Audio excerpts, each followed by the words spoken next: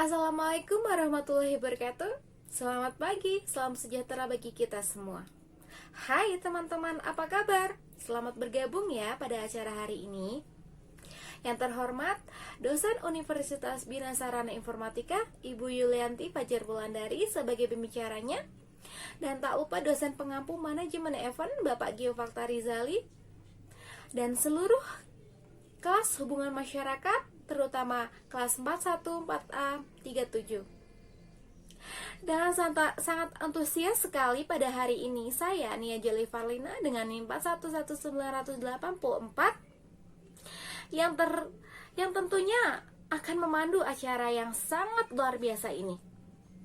Baik, rekan-rekan semua, acara selanjutnya adalah pemaparan materi oleh dosen Universitas Bina Sarana Informatika, yaitu Ibu Yulianti Fajar Wulandari. Waktu dan tempat saya persilahkan.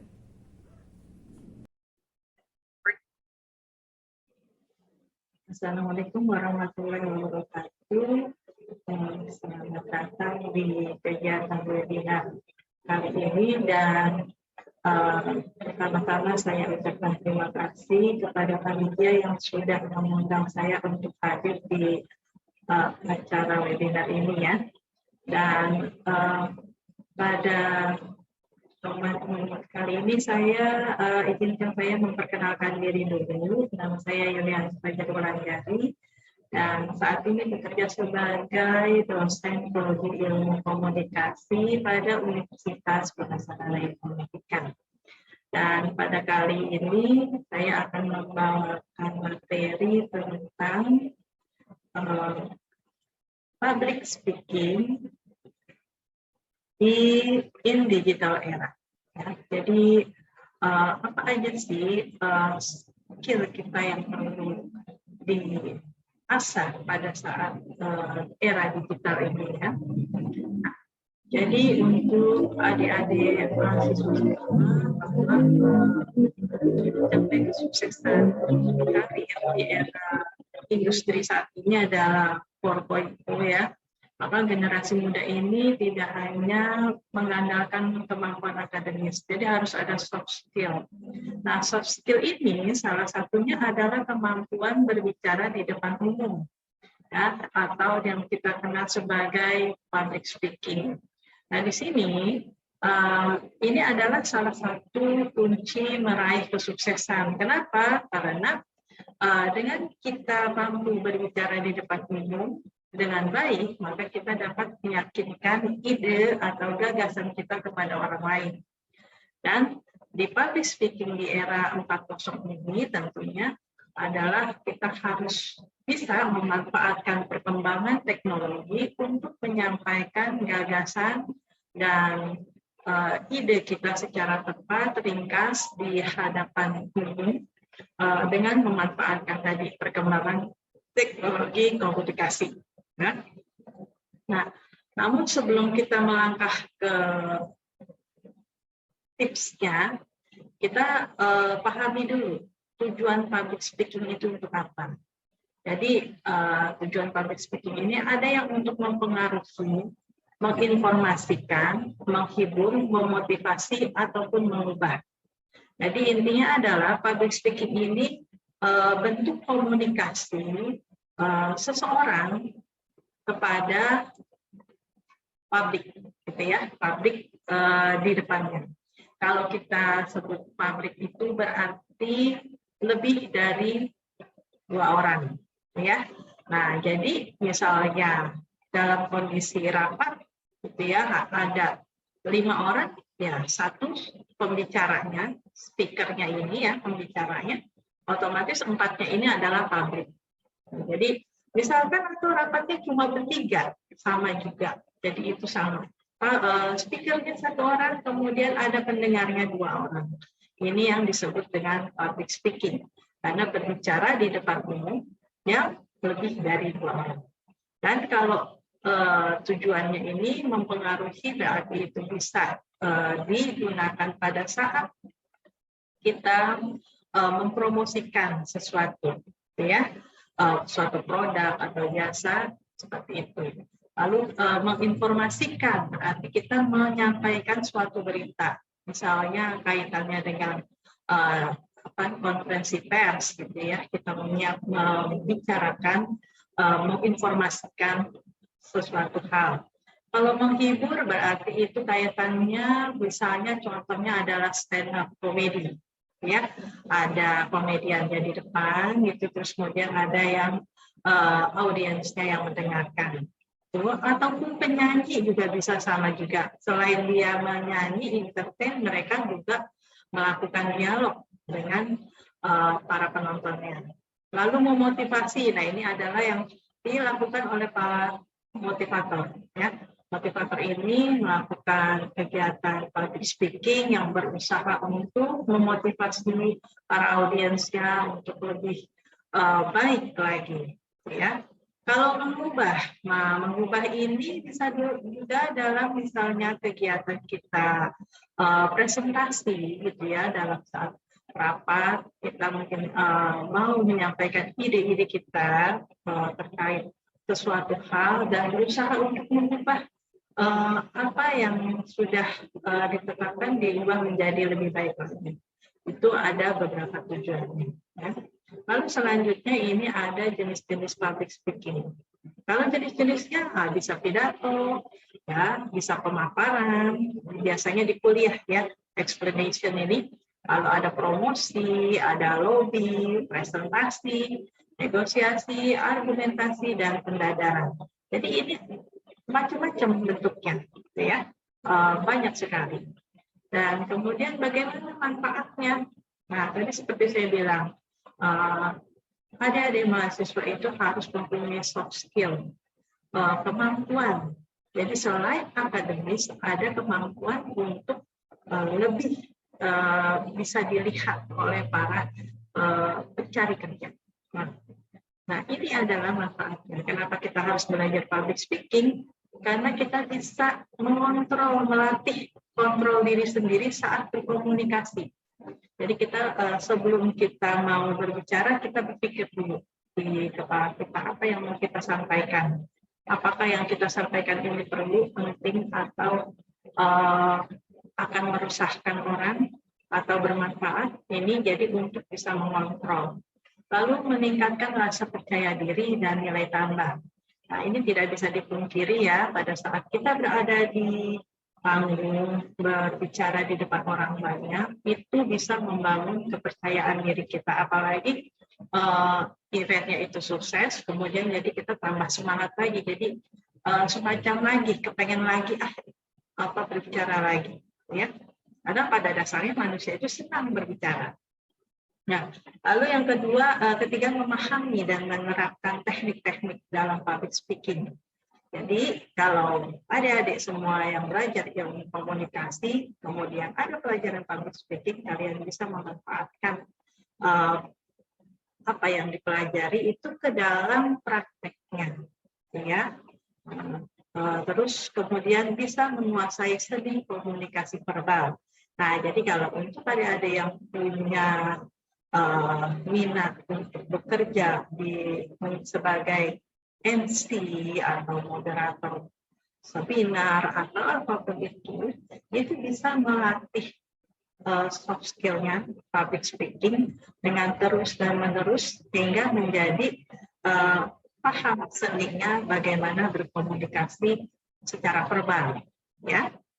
Nah, kemudian apa aja sih hambatan dalam public speaking? Nah, hambatannya itu adalah pertama kita kadang melupakan potensi diri, ya. Sebenarnya kita punya banyak potensi, tapi karena kita nggak mau, malu, aku belum pernah, banyak alasan. Itu. Padahal setiap orang punya potensi dalam dirinya. Lalu meredupnya kepercayaan diri. Nah, kalau meredupnya kepercayaan diri ini berarti ada kaitannya juga tadi dengan ada hal yang kalian misalnya kurang pede gitu ya, tapi tidak di ini apa namanya tidak dikuasai dengan baik gitu ya emosinya gitu. Padahal sebenarnya bisa dimanfaatkan untuk sesuatu yang menimbulkan potensi diri yang baik. Lalu yang biasanya hambatan berikutnya itu adalah tidak menguasai materi. Kalau kita tidak menguasai materi, kadang kita bingung mau ngomong apa, gelagapan gitu ya. Nah, kalau terus kita yang keempat tidak menguasai khalayak. Jadi karena kita tidak percaya diri, kemudian kita lupa materinya, akhirnya di depan khalayaknya kita jadi bingung, gitu ya. Gimana mau cara menguasai panggungnya? Gitu. Kadang-kadang malah jadi nggak keluar sama sekali suaranya. Nah, ini ada beberapa hambatan, makanya ini kita harus selalu latihan. Lalu persiapan public speaking. Jadi kita perlu persiapan ya.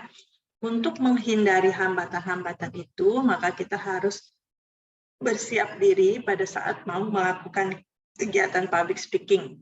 Yang pertama adalah kita riset audiens kita. Jumlahnya ada berapa, letak berada di mana gitu ya. Kemudian mereka itu dari golongan apa aja, misalnya dia hobiis gitu ya, hobi para pesepeda ya, hobi yang bersepeda, atau ini orang-orang yang anak-anak sekolah gitu, atau ini adalah ibu-ibu rumah tangga. Nah, itu kita harus paham audiensnya. Kalau kita udah paham audiensnya, berarti kita bisa membawakan materi apa nih yang cocok. Nah, ini berikutnya keperlengkapan. Jadi di sini kita harus siap materi, gitu ya. Materinya harus siap. Kemudian kita juga harus paham penggunaan alat bantu. Kita juga harus paham ruangannya. Artinya begini, ruangan ini kita mau ada di mana, gitu ya. Kita harus tahu juga apakah ruangannya itu di sebuah tempat yang khusus di kampus, kemudian di kelas dengan set yang U atau macam-macam, atau set kuliah, nah itu bisa macam-macam. Lalu bicara. Nah, pada saat bicara kita harus sesuai konteks, kita harus luas, kemudian kita bisa berimprovisasi dan kita harus merespon para audiens kita. Jadi agar mereka tidak merasa ditinggalkan. Ya. Selanjutnya, untuk berbicara ada teknik-teknik khusus, yang mulai dari personality, teknik vokal, bahasa nonverbal, sampai komunikatif. Nah, kalau udah di sini, maka personality ini yang muncul pertama adalah percaya diri. Jadi bangun dulu percaya dirinya, lalu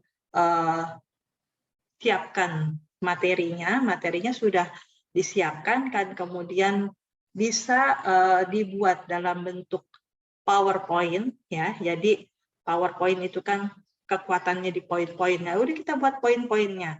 Nah, ini bisa menjadi semacam contekan kita juga gitu ya. Kalau misalkan kita mau ngomong tapi bingung. Nah, ini itu ada cue card. Cue card-nya itu bisa ditulis di situ perencanaan materi. Materinya apa aja yang mau saya omongin. Poin-poinnya aja ditulis bisa. Ya. Atau kalau presentasi seperti ini, siapkan saja PowerPoint-nya. Ya. Lalu teknik vokal. Teknik vokal itu ada volume, speed, artikulasi, dan intonasi. Di sini di volume berarti suaranya. Ya, suaranya kita harus paham suara kita ini suaranya yang kecil atau suaranya cempreng atau suaranya bass. Jadi kita harus paham kenapa ini kaitannya dengan pendengaran para audiensnya itu. Misalnya apakah kalau kita menggunakan alat bantu mikrofon, maka kita paham.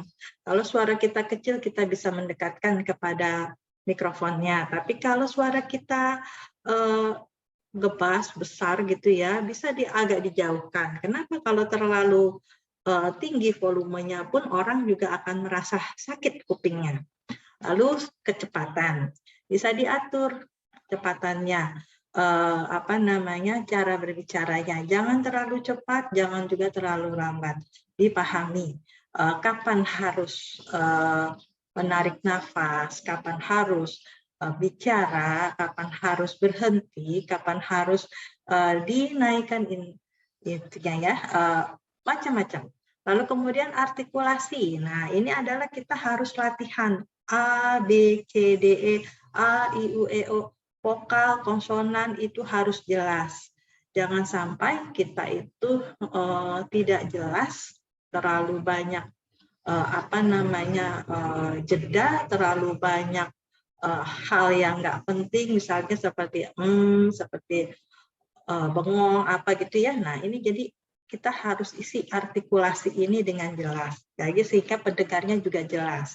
Apalagi di saat era digital ini, kebanyakan webinar ini atau acara-acara ya itu karena pandemi kan kita menggunakan media digital. Jadi otomatis yang lebih banyak didengar adalah volume suara, ya, karena secara fisik kita tidak hadir untuk bertatap muka, otomatis suara kita, penampilan kita dari dari perut ke atas yang dilihat gitu ya. Jadi visualnya dan suaranya gitu. Nah, kemudian tadi intonasi juga harus naik, turunnya jelas.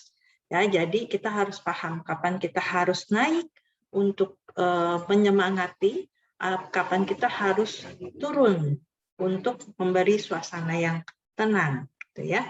Nah, ini jadi ada semacam naiknya. Lalu bahasa nonverbal. Nah, apalagi di saat pandemi seperti ini, kita menggunakan media komunikasi digital, otomatis bahasa nonverbal ini wajah kita terlihat sekali di layar web ya, di layar Zoom atau di layar Google Meet gitu ya. Maka harus perhatikan senyum, ekspresi, gestur, dan kontak mata. Ya, senyum tetap harus mengembang, ekspresinya juga harus tetap memberi semangat, keceriaan, lalu gesturnya kita bisa gunakan gerakan-gerakan tangan kita, atau misalkan gerakan alis kita bisa juga ya. Kontak mata itu juga penting. Kita harus menganggap titik poin kamera kita itu sebagai mata daripada audiens, sehingga audiens tidak merasa ditinggalkan. Lalu yang berikutnya adalah komunikatif. Nah, komunikatif di sini berarti harus ada perhatian, peduli, netral, dan hindari sara. Kenapa? Perhatian itu kita walaupun kita kelihatannya berbicara di depan laptop gitu ya, di depan komputer atau di depan HP, tapi tetap di sebelah sisi sana ada audiens yang mendengarkan, yang melihat kita. Maka kita harus arahkan wajah kita dengan perhatian, timbulkan kepedulian pada permasalahan-permasalahan. Jadi kalau pada nanti ada sesi tanya jawab, kita harus timbulkan rasa perhatian kita, peduli kita, dan juga pada saat berbicara juga kita harus membawakan materi yang netral, jangan terbawa arus politik ataupun isu-isu yang tidak penting. Nah, maka dari itu kita harus menghindari sara ya. Ada bahasan tentang rasis, agama, ataupun kelompok, apa itu dihindarkan. Nah, kemudian, ini dia tipsnya, kita menguasai public speaking 4.0. Itu adalah pertama kita harus mendalami materi yang disampaikan dengan metode design thinking. Artinya, kita harus riset dulu terkait topik yang mau kita bicarakan. Itu ya, yang mau kita bicarakan di depan publik. Nah, kemudian yang kedua, kita harus bisa menyampaikan materi tersebut secara baik di depan umum, tapi kita harus paham 10 detik pertama menjadi penentu apakah pembicara itu sukses atau tidak, menarik atau tidak. Nah, makanya Pak, untuk menciptakan kesan pertama itu, kita harus perhatikan tadi yang sudah saya jelaskan, kepercayaan diri, vokal yang jelas, gerakan tubuh, dan kontak mata.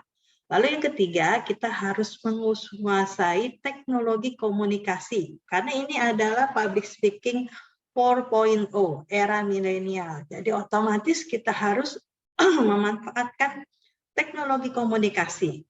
Kita harus paham alat bantunya. Kalau pada saat tatap muka, itu kan ada mikrofon, ada slide, ya, PowerPoint, kemudian ada alat proyeksi. Kita harus paham, walaupun kita sebagai narasumber, mungkin nanti panitia menyiapkan juga, tapi kita tetap harus paham. Bila terjadi kendala, kita bisa ikut turun tangan membantu. Nah, terus kemudian kalau di webinar, kalau di komunikasi digital saat ini, kita juga harus paham penggunaan aplikasi platform komunikasi digital beserta fitur-fiturnya. Misalnya Zoom, kita harus paham bagaimana kita men-share slide, bagaimana kita melihat pertanyaan dari audiens, bagaimana kita melihat partisipannya siapa aja sih, terus bagaimana kita berinteraksi gitu ya. Nah, kita harus paham semuanya fitur-fiturnya di Zoom, dan misalnya Zoom, Google Meet atau apapun itu, ya, sesuai dengan apa yang dipakai oleh panitianya. Ya, baik, kira-kira itu materi bahasan dari saya. Semoga apa yang saya sampaikan ini bermanfaat, ya. Dan kita akan kembalikan ke moderator. Kemudian bila ada pertanyaan yang ingin disampaikan, bisa disampaikan di chat, gitu ya. Baik, terima kasih. Wassalamualaikum warahmatullahi wabarakatuh. Baik, terima kasih atas pemaparan materinya oleh dosen Universitas Bina Sarana Informatika, Ibu Yulianti Fajar Wulandari. Berikutnya adalah sesi pertanyaan, di mana saya hanya membuka 4 pertanyaan saja. Yang akan bertanya, silahkan angkat tangan dan sebutkan nama serta NIM-nya. Assalamualaikum warahmatullahi wabarakatuh. Nama saya Jelita Putri Rasati. NIM saya 419102. Saya mau bertanya, Bu, bagaimana upaya menghadapi rasa grogi ketika melakukan public speaking atau presentasi di dalam ruang Zoom, Bu? Terima kasih. Assalamualaikum warahmatullahi wabarakatuh. Sebelumnya perkenalkan, nama saya Satrio Fajar Hidayat. Saya ingin menanyakan 2 pertanyaan untuk Ibu Yuli, yaitu yang pertama, bagaimana upaya menghadapi rasa grogi ketika melakukan public speaking atau presentasi di dalam ruangan Zoom? Yang kedua, bagaimana caranya menyusun narasi materi supaya tidak berantakan ketika melakukan public speaking? Terima kasih. Assalamualaikum warahmatullahi wabarakatuh. Perkenalkan, nama saya Ambisar Perdapta dari kelompok 1. Ingin bertanya, dalam webinar kan banyak yang nge-mute video. Bagaimana cara menghadapi peserta yang kurang memperhatikan jalannya forum webinar? Itu saja dari saya. Assalamualaikum warahmatullahi wabarakatuh. Ya, baik, di sini ada beberapa pertanyaan ya di kolom chat ini. Baik, saya akan bacakan pertanyaan pertama. Apa saja tips yang harus dilakukan dalam melakukan public speaking di forum webinar? Ya, baik, pertanyaan yang pertama ini, apa sih yang harus kita lakukan dalam public speaking di forum webinar? Yang pertama tadi seperti yang saya sebutkan, bahwa kalian harus paham penggunaan aplikasi webinarnya itu. Apa itu Zoom atau Google Meet, itu harus paham penggunaan fitur-fiturnya. Jadi pada saat misalnya, karena biasanya narasumber itu lebih senang share slide-nya sendiri agar bisa mengatur waktu berbicara. Nah, otomatis jadi kita harus paham penggunaan fitur chat untuk melihat pertanyaan, kemudian kita harus paham fitur partisipan untuk melihat audiensnya, siapa yang bertanya juga ya. Nah, kemudian spotlight dan lain-lain sebagainya. Maka tipsnya itu adalah kita harus pahami fitur-fitur aplikasi komunikasi digital tersebut.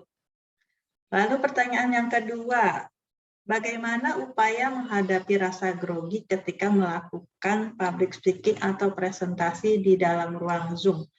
Jadi rasa grogi itu sebenarnya hal yang wajar. Setiap manusia itu pasti mengalami grogi atau tidak percaya diri. Tapi ini bisa disiasati dengan kita harus kuasai materi dengan sebaik-baiknya. Dan kita harus latihan berbicara di depan cermin dulu, nggak apa, kita latihan dulu berbicara di depan cermin sampai kita mantap, kita sampai paham informasi yang mau disampaikan, kita paham ekspresi wajah kita dan intonasi suara kita, juga kejelasan artikulasinya. Nah, baru setelah itu insya Allah pada saat webinar kita tidak akan grogi. Andai kata kita grogi, kita bisa tutupi dengan improvisasi. Misalnya dengan bercanda gitu ya, misalnya kita menyapa audiensnya, menyemangati, atau kita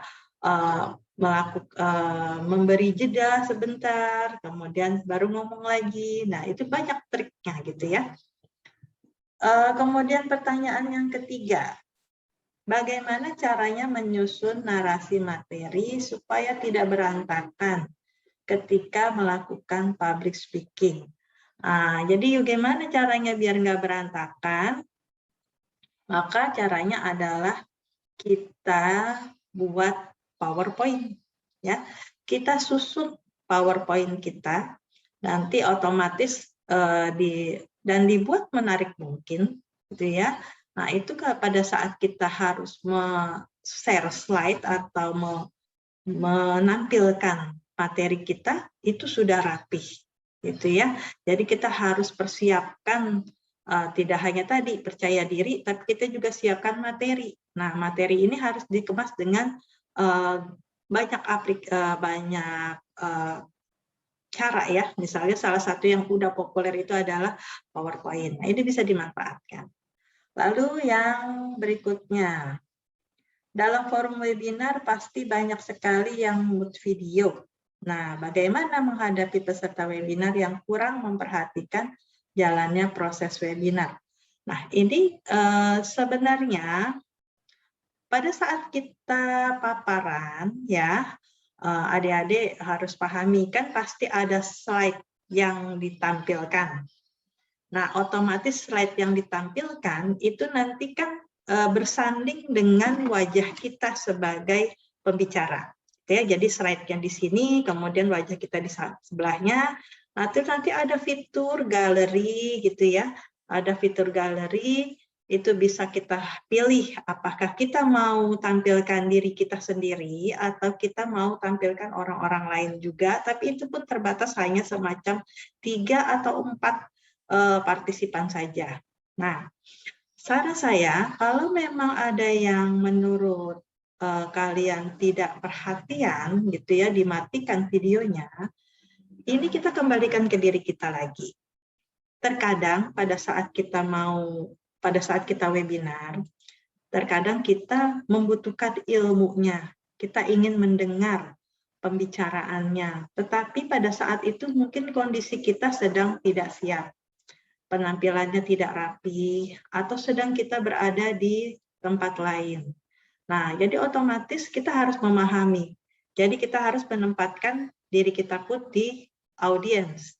Apakah kita ini, kita tetap secara profesional membawakan apa yang sudah menjadi kewajiban kita sebagai narasumber. Nanti kalau ada partisipan yang tutup videonya, ya kita tidak usah baper ya, kita nggak usah merasa kesel. Itu kenapa? Karena memang kondisinya mungkin tidak memungkinkan. Bisa jadi memang dia hanya perlu mendengarkan suara penjelasan saja, karena pada saat itu dia tidak sempat untuk berpenampilan rapih, untuk hadir secara virtual melalui videonya. Ya, baik, kira-kira itu yang pertanyaannya cukup ya, ada 4 ya. Baiklah, semoga apa yang sudah saya jawab dari pertanyaan-pertanyaan tadi bisa memberi kalian gambaran dan juga mempertajam ya, menambah ilmu tentang public speaking, juga soft skill-nya. Jadi saran saya untuk adik-adik mahasiswa ini tidak hanya pertahankan nilai akademis secara bagus, tetapi juga kita harus punya tambahan-tambahan soft skill yang bisa berguna untuk menarik para pencari kerja, sehingga kita ditarik untuk masuk dalam perusahaan tersebut. Apalagi perusahaan itu yang memang kita inginkan, ya. Baiklah, itu yang bisa saya sampaikan. Saya kembalikan lagi ke panitia dan moderator. Wassalamualaikum warahmatullahi wabarakatuh. Alhamdulillah, rangkaian sesi diskusi pada hari ini telah berjalan dengan baik. Kita telah banyak mendapatkan informasi dan materi-materi yang sangat luar biasa dari narasumber kita yang terhormat. Dari mulai membahas tentang public speaking di era digital ini yang meliputi tentang cara-cara berpikir positif dalam public speaking, cara-cara menenangkan diri dalam public speaking, tujuan public speaking, teknik-teknik dasar public speaking, jenis-jenis komunikasi dalam public speaking, serta trik dan etika public speaking. Semoga apa yang telah disampaikan oleh narasumber kita yang terhormat sangat bermanfaat untuk kita semua, untuk para teman-teman sekalian dan para audiens sekalian.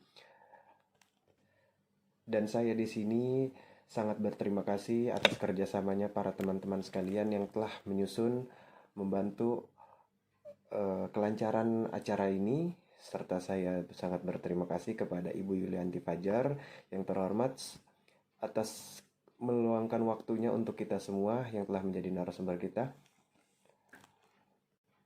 Saya akhiri cukup sampai di sini. Saya Dani Kusuma. Terima kasih dan wassalamualaikum warahmatullahi wabarakatuh.